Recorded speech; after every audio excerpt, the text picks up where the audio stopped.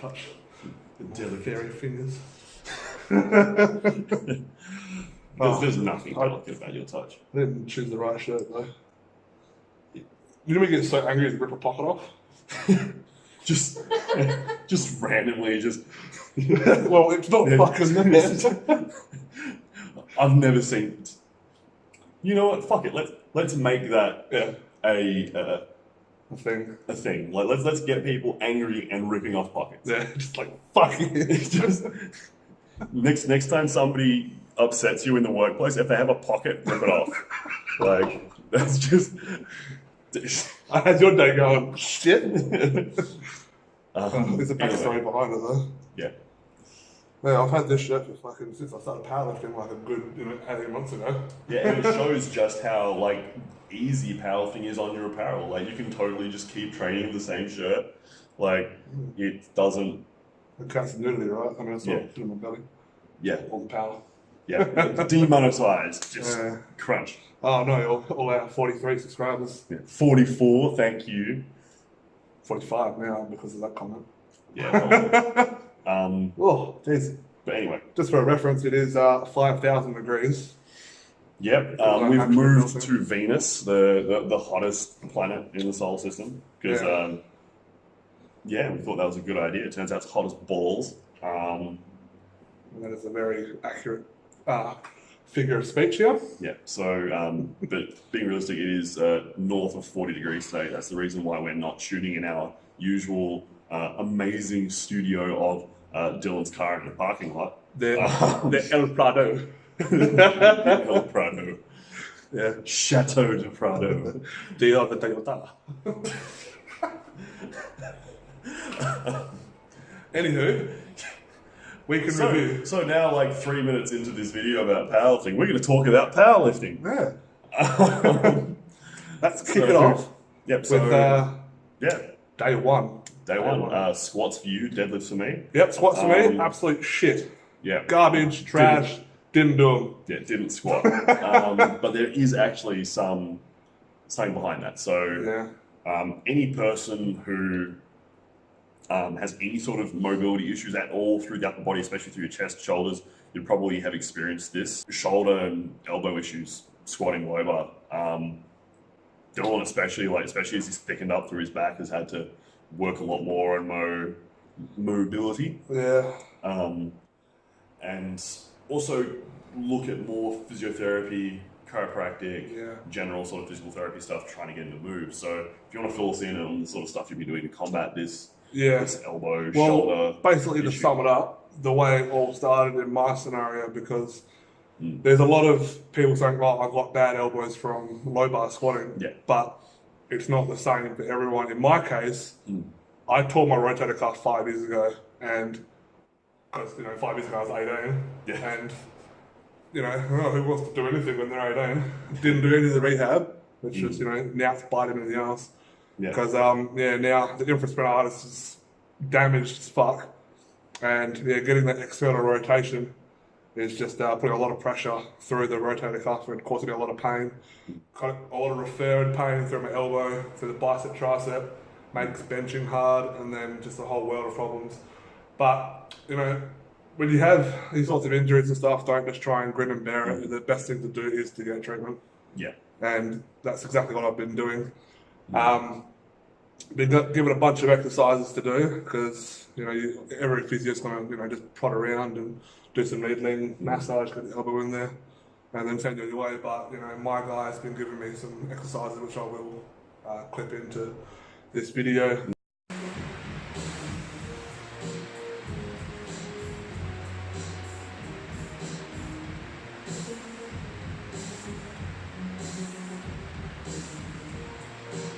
Kind of on a note of that, like a lot of people approach stability work the wrong way. I did this for a long time as well. I only really had this clarified through having a few chats and working a little bit with Dr. Jordan Shallows, if anyone knows of him, the Muscle Dog, fantastic guy to follow on both YouTube and Instagram if you haven't already. And he kind of pointed out how there's a very big difference between training a muscle to grow and become stronger and training a muscle to create a stability improvement.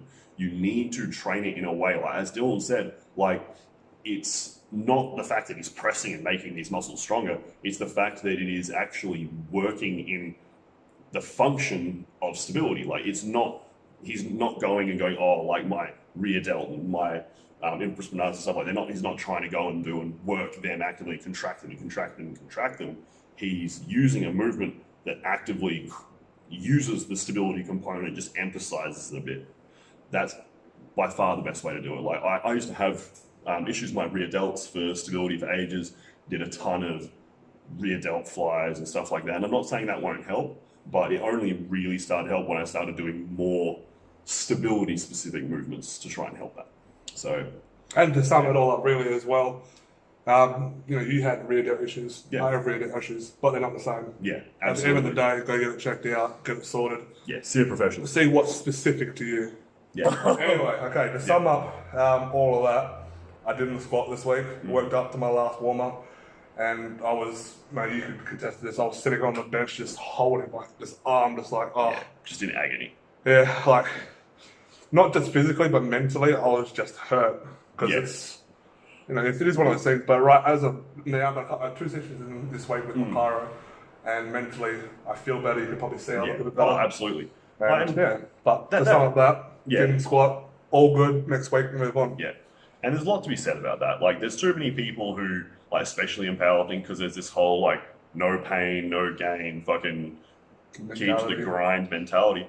Half the time, those people don't get anywhere. Like, you end up with people who are busted and messed up, and they've ended their career in the first few years. Like, yeah, they got strong, but then they've got permanent knee issues, permanent shoulder issues, permanent elbow issues.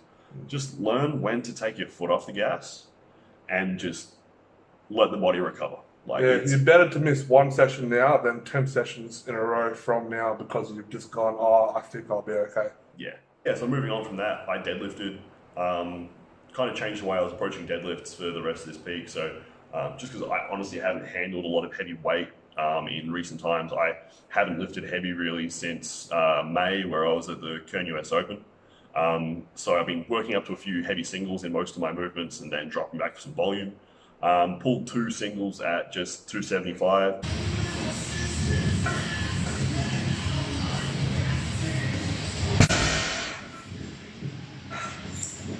Moved very comfortably, very fast.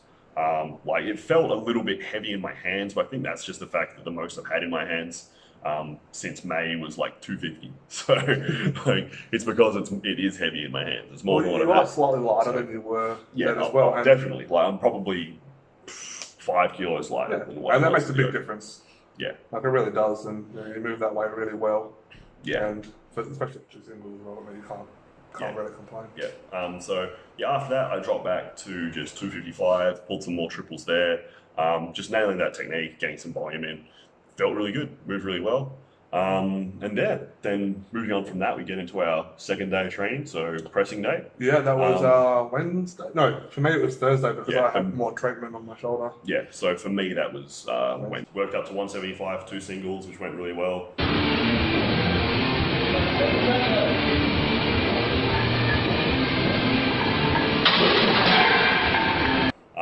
Drop back to 155 for 3 sets of 4. All move very comfortably, pausing everything still. Really happy with it. I've kind of been fiddling with my grip a bit. Like, I am traditionally quite a narrow grip bencher, and that's worked well for me. But yeah, so I've just been getting more acclimatized back to that and finding where kind of the sweet spot is right now.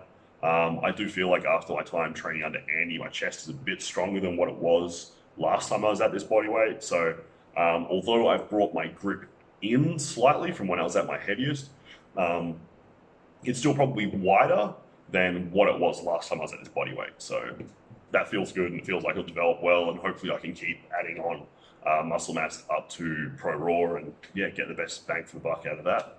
But so that was a pretty simple day for me. Even though I wasn't there, you sent me the videos as well. Yeah.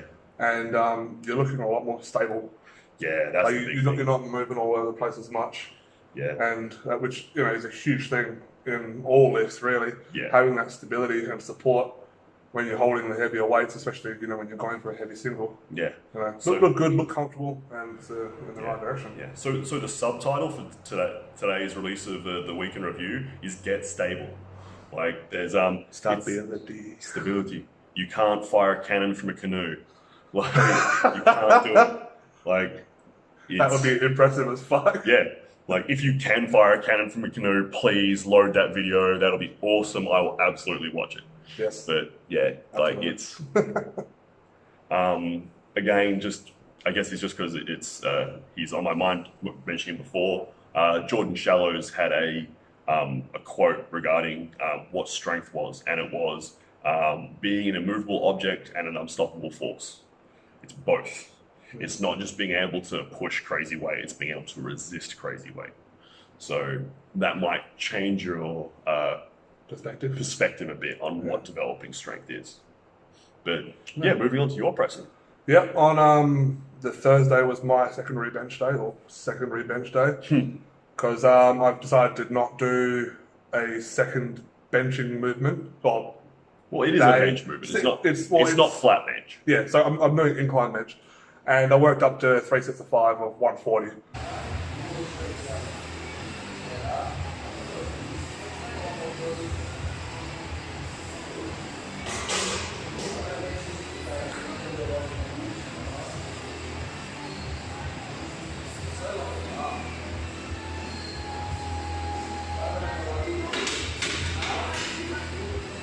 Yeah. And I haven't inclined benched in 2 years, which is, I don't know why, just haven't needed to, hasn't been my program, I just haven't. But they moved well, felt comfortable. Had a bit of a throbbing shoulder afterwards, but I had just had treatment the day before, so, Yeah. But nothing special to that day really, it's just an accessory day. Mm-hmm. And but I came out the other end of it pretty good, happy, felt good. Mm-hmm. And yeah, not much. How'd the elbow feel? How did everything feel? Yeah, it was just the shoulder. Just the shoulder. It was a little bit niggly. That's good. Because like the referring pain goes through down to the elbow. Yeah. And before that happens, it's just the shoulder kind of throbs a little bit. Okay. Through the. So you saw a reduction in pain at least. Yeah, like it was nowhere near as bad as it was when I was on the Monday. Couldn't really get much worse. Yeah, no, I mean like the next step from there was arm off, but and no one wants that. Track pressing was spot on. But moving on from there. To the Friday. Friday was a good day for both of us, I think. Very good day. So Dylan was deadlifting, I was squatting. Man, your pulls looked like there was 100 kilos less on the bar. It felt like 100 kilos on the bar. I don't know why. Maybe teach me your ways, senpai. So what you do is you just grip the bar and just stand up with it.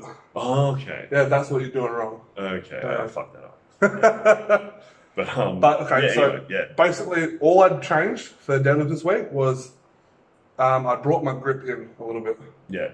And I'm not 100% sure on what that did, but whatever the hell it did, it made everything feel tighter and more efficient. Yeah. And probably just a bit more stacked, like you're not feeling a bit more. Yeah. Yeah. I'm trying to turn shit on less. Yeah. If that makes any sense. Like I'm trying to get tight without having to force tightness. I just am tightness.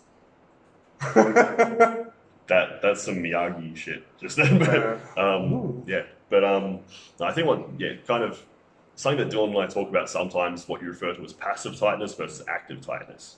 So this is kind of going to explain that a bit more. So like a good example of like active tightness and passive tightness is generally seen in the squat. Like you see some people who can get themselves like into position under a squat bar pretty comfortably. Like you don't see them jamming in and struggling and pushing up into position. They kind of set their hand, they get under it, they put it on their delts, and you'll see them and tense up.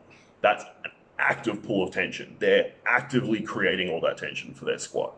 Whereas you'll also see some people setting their hands and it takes them like 15 seconds just to jam themselves under the bar and into position. Yeah. Like you'll see this with like Andre Milanichev. He's a great example of someone who really jams in under. Like he will be pushing the rack, and I've actually seen in some meets they've literally had to hold the rack for him, just have him not push it. So that's an example of active tightness. So that's an example of creating passive tightness. He's actively jamming himself under so that just by being in that position, his body is crushed into a tight position. So So he is tight without having to turn on the tightness. Yeah, like you can't be in that position and not be tight. Yeah. Like it's just not going to happen. On a second note, I feel like we said tight a hell of a lot in this little minute. Yeah. Yeah. But anyway, the deadlift felt really good. 3x5 at 200 at 320.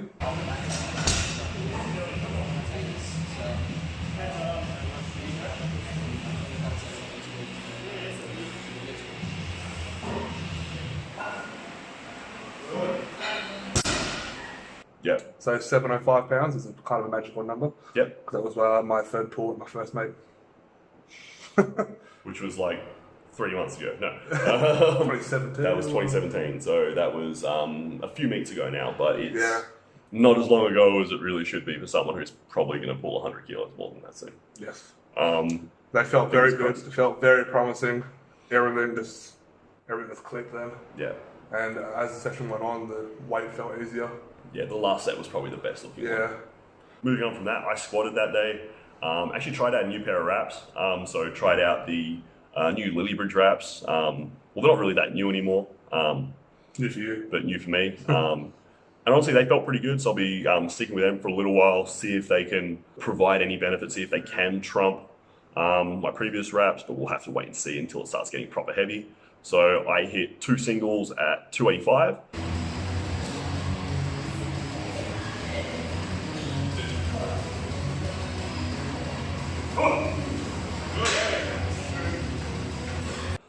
Which moved pretty comfortably. That being said, like my squats still are kind of having some teething issues, getting back into them in a good way.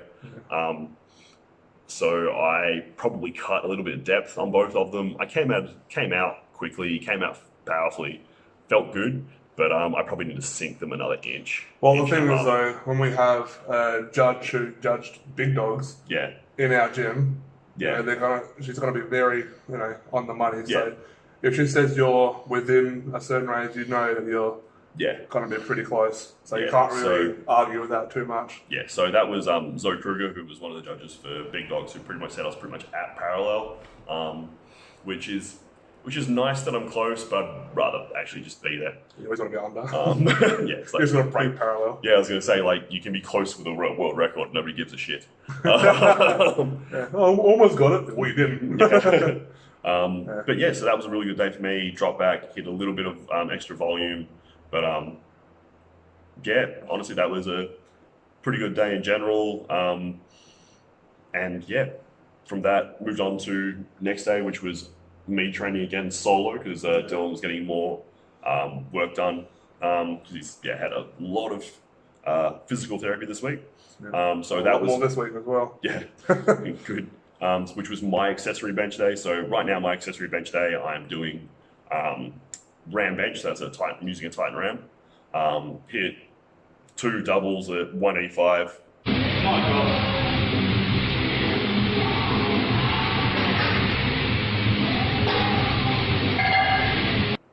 Moved very comfortably. Honestly, it's a weight that I've done raw for reps before, so I'm not really that worried about it. It's just kind of a point to build from for this prep. Having a little bit of teething issues, just kind of figuring out where I need to put it with the ram on, so that feels a bit different, but they're still moving comfortably. Got a bunch of accessories in after that, felt pretty good. But that being said, kind of coming out the other side, having squatted the day before, I started to notice some elbow pain. As you would. Yeah, so I'll be treating that as well this week. It's one of those things where like you don't want it to get to a point where it's actually affecting your lifting. Like pain is one of the last things that presents when you have some form of dysfunction. So you want to, like, soon as you start noticing any pain at all, get onto it. You've probably had that issue like lying under the surface for weeks, if not months. So like, don't be like, oh, it hurts a little bit, but it'll be fine next week. It won't be fine next week. 90% of the time, it's gonna be fucking worse next week. Like, if you've created pain, you're fucking something up. Yeah. So address that if you can. The amount of times you would have heard the guy like, oh, a little bit of a niggle, and then next week they're torn. Yeah. You know? But I should have just taken a bloody day off. Yeah. Like, or had some treatment and, The little things really matter. Absolutely. Yeah. But you've literally just come from your last bench Yeah, session. I just had my main bench session today, and I benched. I was meant to bench a couple, 3 sets today. I only did 2 just because, well, like I said, my pec was feeling a bit weird. Yeah. But 2 sets at 192.5. I did my first set was absolute garbage because I'm trying to play around my grip a little bit more, and trying to find that sweet spot for my elbow and pec and everything to kind of feel right.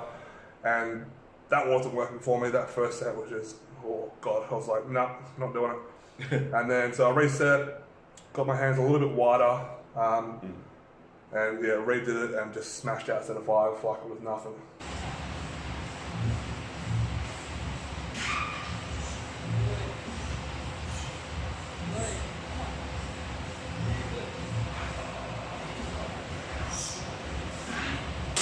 Awesome. Quicker than last week, felt easy, and it's a very good place to be mentally. I've always had this little thing in the back of my mind with bench. It's because I've torn my pec twice, like little belly tears, but it's enough to really just throw you off. Yeah. And because of that, it's always been one of those things playing in the back of my mind. And but today I kind of just set that aside a little bit and went through it and came out on top. Awesome. Yeah. But yeah, I guess that covers the week for us when it comes to training. Yep. I'd probably say compared to last week, it's definitely been an improvement. A lot of the issues we had then have been addressed. Like Dylan's obviously done a lot to fix these issues he's had with his squat and bench press, so that's probably going to start picking up into the coming weeks. My squat's finally starting to come together. Everything's coming together. Yeah. So we should have some nice big lifts to be showing you guys over the coming Something weeks. actually exciting to watch. Yeah, exciting stuff. On that, we do have some more videos going to be coming out in the near future. We're going to have got our first Q&A video that we're going to be releasing. We've had a question sent to us to be addressed very, very soon. Hopefully we can do that on Wednesday, I think will be the day we'll be able to shoot that. So hopefully by late next week, we will have that video released. Yeah. We've also got some, we've got something else. Something else. We'll leave that one because it is something else we've planned on getting out there, but it's just going to be more heavy lifting stuff. We want to just put out more actual lifting on the channel and less just staring at our faces. So I mean, come on, I mean, it's pretty good. I mean.